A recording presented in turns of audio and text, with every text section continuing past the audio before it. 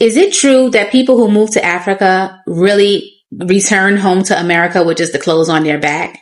That's what we're going to be talking about in today's video. Welcome back to Travel Check-ins with Saida and Jermaine. So, Jermaine, have you seen some of these videos where people have moved to places like Ghana and talk about all the scams and the land scams, and people have moved to different places and felt like they got scammed? Have you heard the stories? I've seen a bunch of them.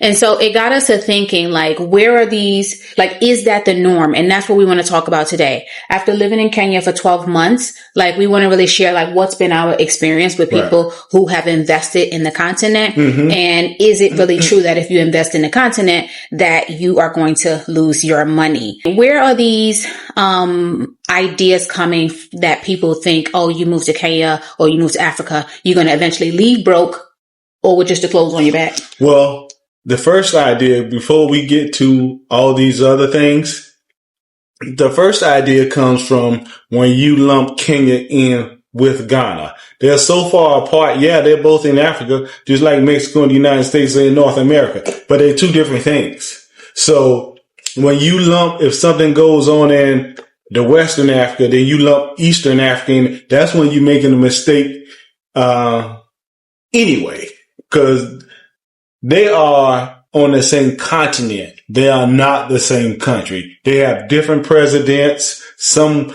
countries have kings. Some people have prime ministers. Some people have presidents. Hey, man, first you have to rectify that situation in your mind. Yes, for sure. And another thing you got to think is that the media, and we've seen this having lived in different countries in this world, that the media filters the information you see. So if you're seeing a lot of horror stories about things happening in a particular place, you have to also think about what information the media is sending to you. So the media and the news and YouTube, and I'm even talking about YouTube. Yes, because especially, remember what you've seen are productions. You might see a picture talking about one situation, but that picture is not even there. It's in a whole different country. So you can't, I know pictures make people believe, but those pictures may not even be accurate. It's true. And from what I understand, in the research I tried to do, there's no real stats saying that, Americans move overseas and they invest and they lose their money. If anything, it looks like Americans actually move overseas or invest overseas and they do see a return on investment. Well, I would say this, right? I've heard people go to Western Africa and not have a good time whatsoever. It had left a bad taste in their mouth, whether it's money or whatever. I've heard and I mean none so far, no issues in Kenya where they're just taking somebody's money for land and haven't given them anything. Now, I've heard about slow paperwork. That's different. And having to grease some palms. Yeah, you might have to do some of that. But to get your paperwork moving. Just to say you got 20,000 in something and it's gone. I haven't heard any stores like that in Kenya. Again, it's a different place. Yeah. And it's a different country. And if you guys know some stories, if you've been a victim of some scams or you've gone to a country and in Africa and you've lost all your money, we'd love to hear your story down in the comment section below. But if people aren't like losing their money and losing everything automatically, let's talk about the real risks in Kenya. And I think people don't understand, like, as Americans, sometimes we get nickeled and dimed to death. And sometimes we don't realize it. It's like paying an extra $5 here for something. Or when you go to a restaurant, you order something and then you're paying for things that you didn't really want. Well, this is how I feel about it now.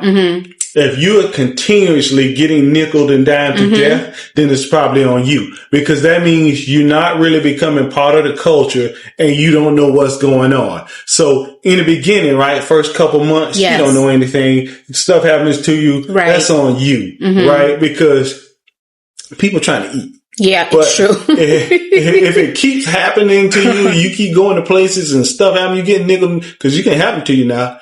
But Yeah. After a while, you should be able to say, oh, I know how much this tomato is. You can cut that out. And people will stop. But if you're just going to be a mark the whole time, I mean, it's just like in the U.S., right? Right. Somebody in the U.S. will drain you until they can't drain anymore. I don't know if Kenya is that particular way, but it has to be on you to become part of the culture, right? So you'll know what's be going more on. proactive, understanding how things work, you know, how everything works, y'all. Right. Everything. Right. You should get a good idea after a few months how much things cost. You will. And you'll see people try to, you know, charge a little bit extra and stuff like that. But like Jermaine said, people are trying to eat, but you have to be proactive with your money. So it's not like you're going to just put some money down on a property and you're going to get robbed, even though that can happen. We're not saying that it doesn't happen.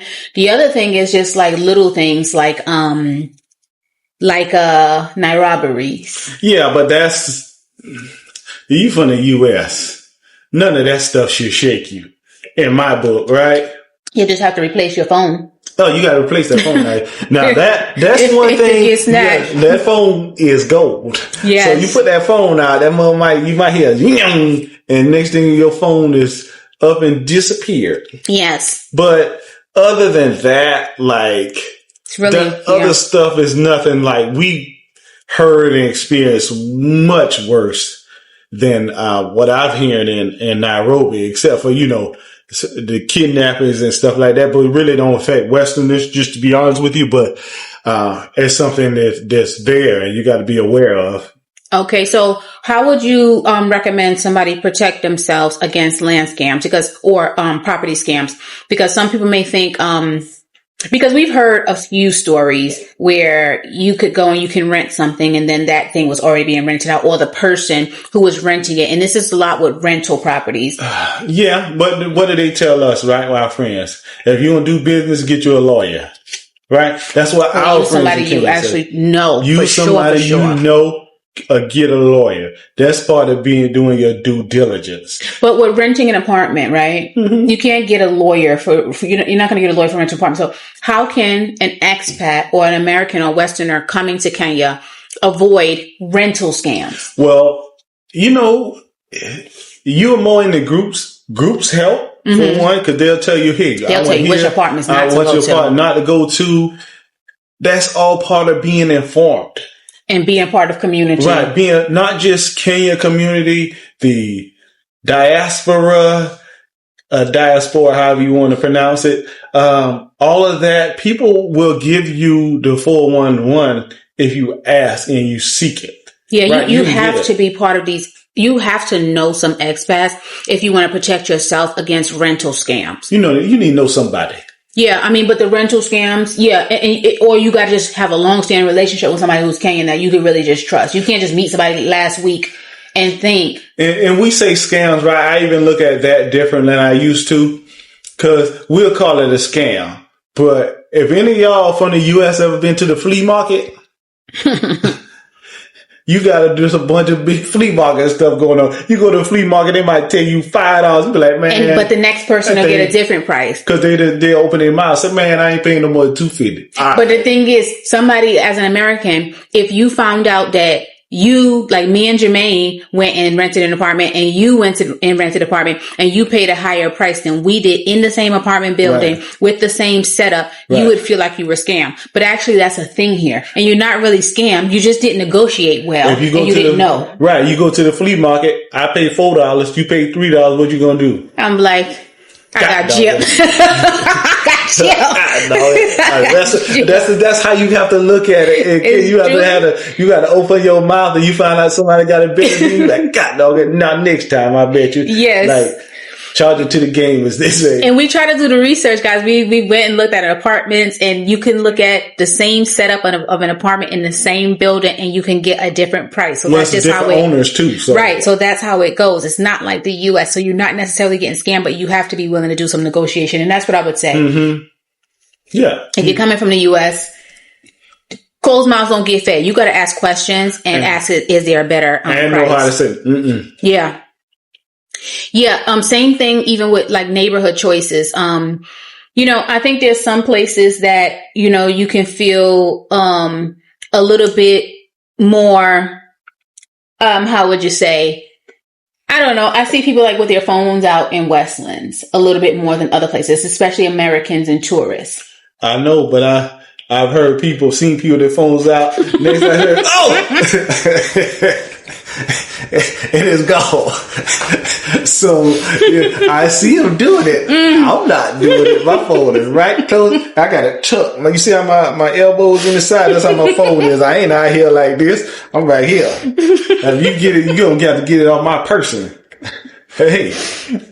When you call it Uber, and I'm right here. You looking for the Uber, you got the phone right there. Right. You be like, bring your phone to one. I'm like, I see my phone just like this. My shoulders. You got to. I'm always telling Jermaine, hey, put your phone away. Hey. Because it's like I always see people watch his phone. And this is real, y'all. So people do get their phone snatched. We've had people get their phone snatched right in front of the place where we were staying. That was crazy. And when we talk about getting your phone snatched, right? it's never, I feel like I'm in danger. No. At all. I don't never feel in danger in Kenya, but I do feel that phone's in danger. He get kidnapped. It was there. Yeah, he get kidnapped. They don't want to wrestle. And they'll be done turn your Find My Phone off before you even get up to your laptop. That phone dead. You might as well look at him as it's gone. In the same way, even when you're riding around, because like every time if something comes up missing, whether it's your phone or your laptop, those are things you have to replace, and they're sometimes hard to replace. You're talking about Apple products or any kind of technical products.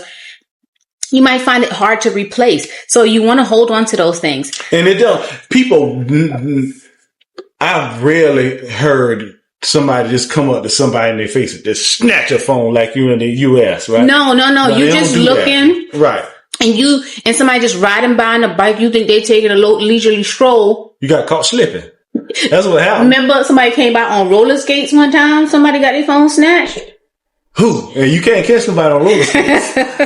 So you got to take those things into consideration. And another thing is, in the U.S., we'll leave our stuff in locked cars. And the reason why I'm talking about this, because when you're having to replace a laptop or you're having to replace a camera or a phone, right? And thank God we've never gotten robbed or stolen anything. In the U.S.? We don't leave our stuff in. You know why we stop? In cars. Because they bust our windows out. Remember they took the baby bag, checkbooks, and everything. We don't do that at home either. Yeah, so don't do that here because you can get your stuff taken. Same thing gonna happen in the U.S. is the same thing gonna happen in Kenya when it comes to opportunity things. Yes. Not like people are genuinely not violent like we could be in the U.S. But you mess around and get that phone, that laptop in the car. Now robbery. Yeah, from what I understand and what I'm seeing is like you can leave your laptop on a table in Thailand. You can leave your phone on a table in Thailand. You can leave your bag and stuff. From what I've seen and what I've seen people say. I'm gonna just be honest with you. The Thai people are the most non-violent people I've ever seen in my life. Non-confrontational. When I say everybody life. In my whole Everywhere. life. I'm 50-something. I ain't never seen somebody else just, okay, come. Like, no, I don't care if you in there, you black, you never white, want no smoke. That's kind of why I want to be. I never want no smoke. I met Indian people want some smoke. I met black people want Hispanic people want to smoke. Everybody wants to smoke. They don't want no smoke. But the Thai, they don't want no smoke. I love it. Yeah, I do, but Kenya's got that character. I love that character. That's why I'm about. Yeah. Sometimes we want that smoke. Yeah. Okay. That's why I'm just talking. So guys, the bottom line is, if you're thinking about moving abroad and you're hearing these stories about, expats moved abroad, Americans move abroad, people did the great return to Ghana and they bought land and lost their house and all that. I can't speak for Ghana. We can't speak for Ghana.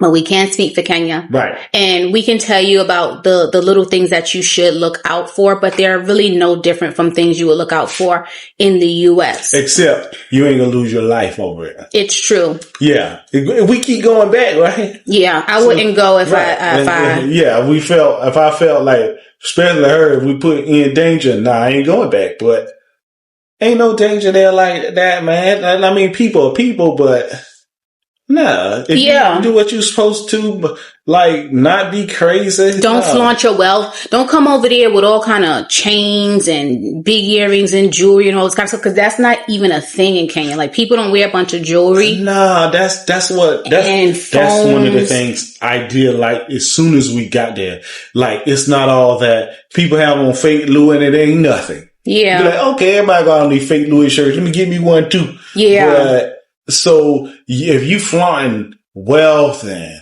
money, that's on you if you do that. Then I don't know what's going to happen to you, but I'm telling you not to, and you do it, it's on you. Yeah. So if you're planning to move abroad, we hope these tips were valuable and helpful to you. If they are, make sure you hit that like button, guys, and make sure you subscribe to our channel so you don't miss any of our videos. We'll catch you in the next one, guys. All right, y'all. Bye. Bye.